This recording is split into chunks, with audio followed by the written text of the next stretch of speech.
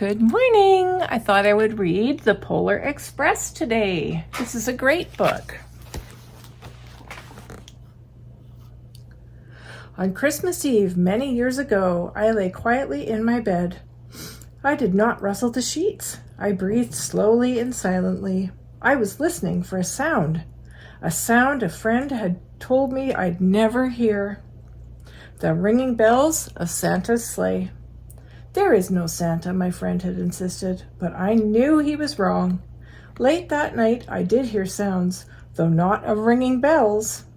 From outside came sounds of hissing steam and squeaking metal. I looked through my window and saw a train standing perfectly still in front of my house.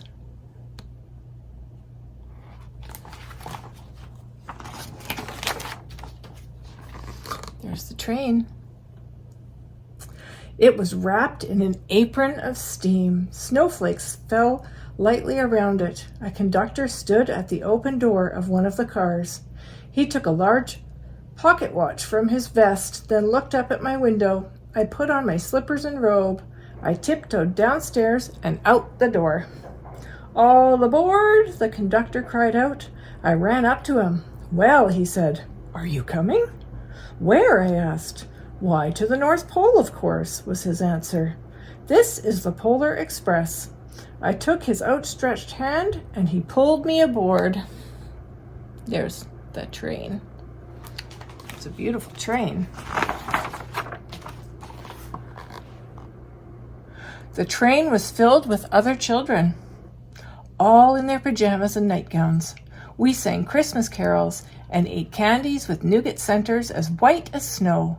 We drank hot cocoa as thick and rich as melted chocolate bars. Outside, the lights of towns and villages flickered in the distance as the Polar Express raced northward.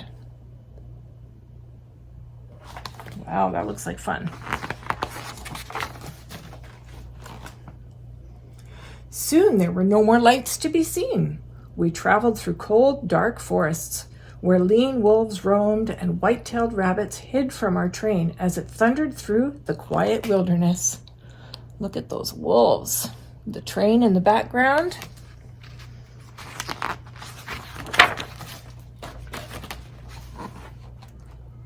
We climbed mountains so high it seemed as if we would scrape the moon. But the Polar Express never slowed down. Faster and faster we ran along, rolling over peaks and through valleys like a car on a roller coaster. Look at those beautiful mountains.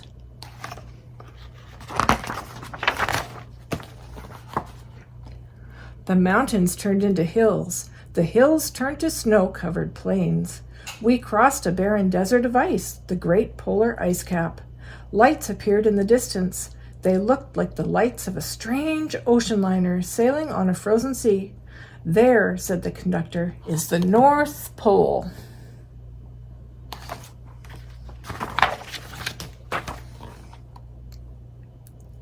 The North Pole.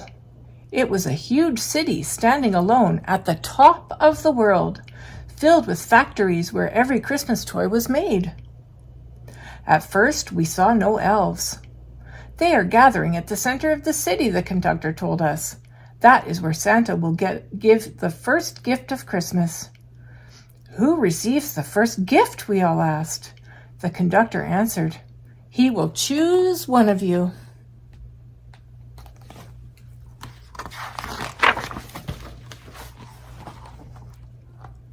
"Look," shouted one of the children, "the elves!" Outside, we saw hundreds of elves. As our train drew closer to the center of the North Pole, we slowed to a crawl. So crowded were the streets with Santa's helpers. When the Polar Express could go no farther, we stopped and the conductor led us outside. Wow. That's a big city and it's snowing and it's full of elves. We pressed through the crowd to the edge of a large open circle. In front of us stood Santa's sleigh. The reindeer were excited. They pranced and paced, ringing the silver sleigh bells that hung from their harnesses. It was a magical sound, like nothing I'd ever heard. Across the circle, the elves moved apart and Santa Claus appeared. The elves cheered wildly. He marched over to us and, pointing to me, said, "Let's have this fellow here." He jumped into his sleigh. The conductor handed me up.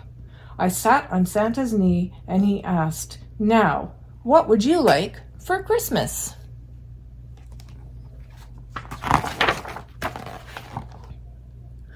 I knew that I could have any gift I could imagine, but the thing I wanted most for Christmas was not inside Santa's giant bag.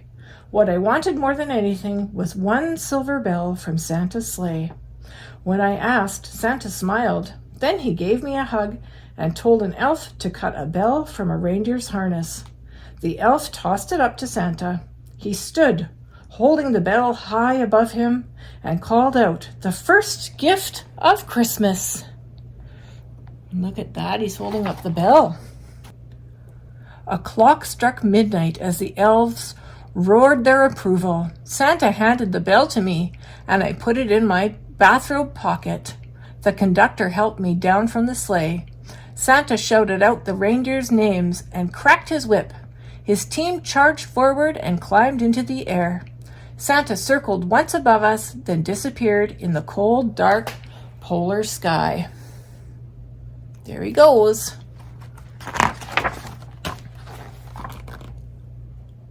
As soon as we were back inside the Polar Express, the other children asked to see the bell. I reached into my pocket, but the only thing I felt was a hole. I had lost the silver bell from Santa Claus's sleigh. "Let's hurry outside and look for it," one of the children said. But the train gave a sudden lurch and started moving. We were on our way home. Oh dear. He looks pretty sad there that he lost the bell. Let's see what happens. It broke my heart to lose the bell. When the train reached my house, I sadly left the other children. I stood at my doorway and waved goodbye. The conductor said something from the moving train, but I couldn't hear him. "What?" I yelled out. He cupped his hands around his mouth. "Merry Christmas," he shouted. The Polar Express let out a loud blast from its whistle and sped away. There it goes. And now he's at home.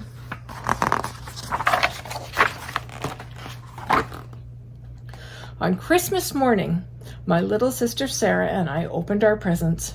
When it looked as if everything had been unwrapped, Sarah found one last small box behind the tree.